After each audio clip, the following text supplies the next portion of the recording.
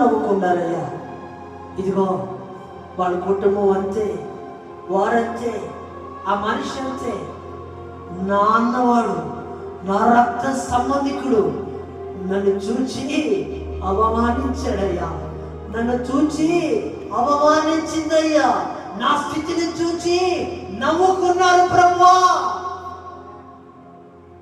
ఇదిగో ఇదిగో నీ పరిస్థితులు చూచి, నీ స్థితిని చూచి, నీ పరిస్థితులన్నీ చూసి అందరూ నవ్వుకున్నారేమో, అందరూ నిన్ను తృణీకరించారేమో.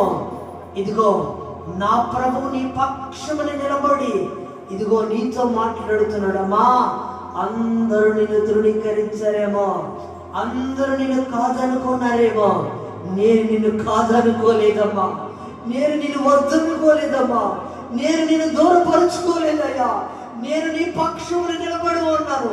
ఒక్కసారి ప్రభువా ప్రభువా అని నువ్వు పిలవగలిగితే, తండ్రి అని నువ్వు పలకరించగలిగితే, ఆయన చెయ్యందించి నిన్ను ఎక్కడ పడిపోయావో అక్కడే నిన్ను లేపి అనేకుల మధ్య ఎక్కడ ఎవరు నవ్వుకున్నారో, ఎక్కడ నిన్ను చూసి అందరూ ఈ మనిషి కుటుంబం లేదనుకున్నారో అక్కడే నిన్ను వర్ధిల్ల చేస్తాను, అక్కడే నిన్ను ఆశీర్వదిస్తానని ప్రభు ఓ ఉన్నతమైన సంకల్పము చేత నీ పట్ల ఓ ప్రణాళిక కలిగి ఉన్న దేవుడు, నీ పట్ల ఒక ఉద్దేశము కలిగి ఉన్న దేవుడు, నిన్ను కోరుకున్న దేవుడైనా.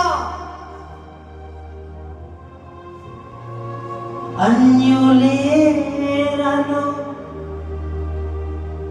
అపహసించిన